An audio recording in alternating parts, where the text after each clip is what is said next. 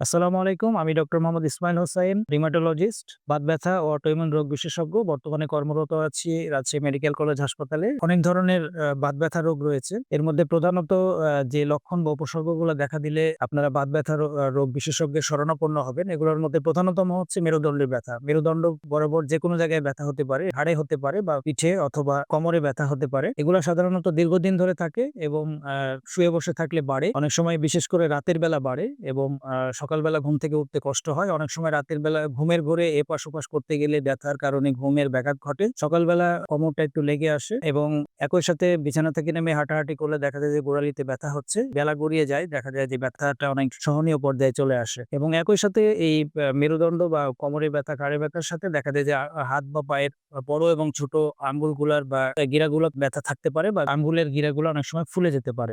এটা প্রধানত যে এসপিএ বাতের লক্ষণগুলা মোটামুটি এগুলাই।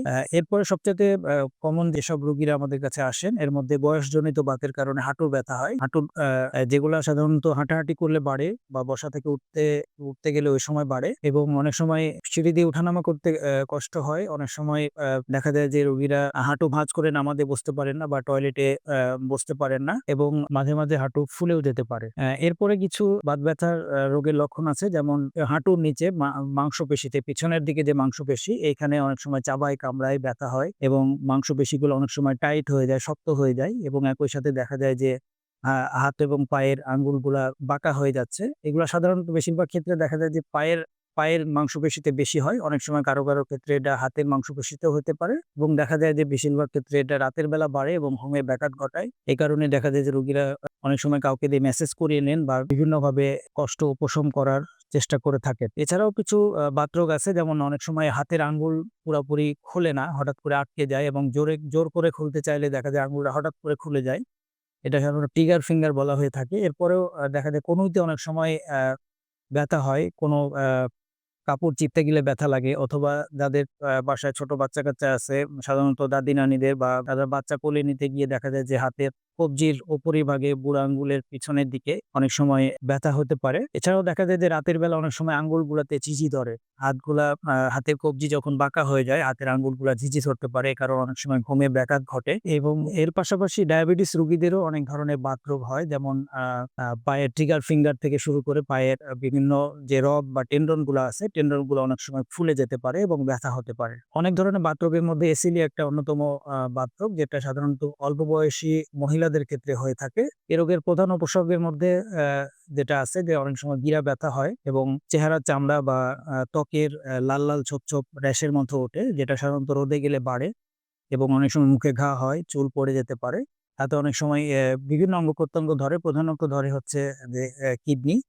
এবং কিডনি আক্রান্ত হলে এ ধরনের রোগীরা সাধারণত পুরা শরীর বা সম্পূর্ণ শরীরটা ফুলে যায় এবং এটার সাথে অথবা একাকী অনেক সময় এপিএস নামক একটা রোগ থাকে, যেটার কারণে দেখা যায় যে মহিলাদের গর্ভবতী মায়েরা বারবার পেটের মধ্যে বাচ্চা নষ্ট হয়ে যাচ্ছে এবং তারা কোনোভাবেই মা হতে পারছে না এবং একই সাথে যেকোনো এক হাত পা বা এটা ফুলে যেতে পারে। অনেক সময় অল্প বয়সে এই রোগের কারণে স্ট্রোক হতে পারে। এছাড়াও সিস্টেমিক স্ক্লেরোসিস নামক একটা রোগ আছে, যেটাতে সাধারণত দেখা যায় যে চামড়াগুলো টাইট হয়ে যাচ্ছে, শক্ত হয়ে যাচ্ছে এবং ঠান্ডা পানিতে কাজ করলে দেখা যায় হাতের আঙ্গুলগুলা সাদা হয়ে যায় এবং অনেক সময় আঙ্গুলের মাথায় অনেক সময় ঘা হয় এবং ঘা হইতে দেখা বারবার এভাবে চলতে থাকে এবং আঙ্গুলগুলো একসময় বাঁকা হয়ে যায়।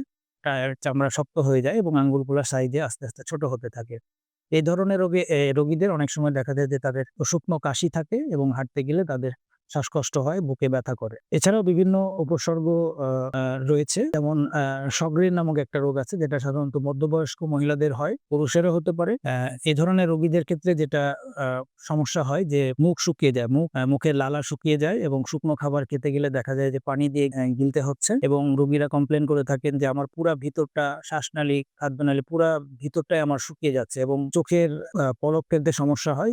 চোখ শুকিয়ে যায় এবং ধুলাবালিতে গেলে বা তাপমাত্রা বা রোদে গেলে দেখা যায় যে চোখের যে কষ্টটা অনেকে বালি লাগে বা খচখচ করে। এই কারণে অনেক সময় দেখা যায় রোগীরা চোখের ড্রপও ব্যবহার করেন। এটার সাথে দেখা যায় বিভিন্ন গিরাগুলা ব্যথা করে বা ফুলেও যেতে পারে। এছাড়াও বিভিন্ন উপসর্গ আছে এবং বাতরোগ আসলে বেশিরভাগ ক্ষেত্রেই সঠিক চিকিৎসা নিলে অনেক রোগী ভালো থাকেন। আশা করি আপনারা আমার কথা বুঝতে পেরেছেন। সঠিক চিকিৎসা নিন, সুস্থ থাকুন। ধন্যবাদ সবাইকে। আসসালামু আলাইকুম।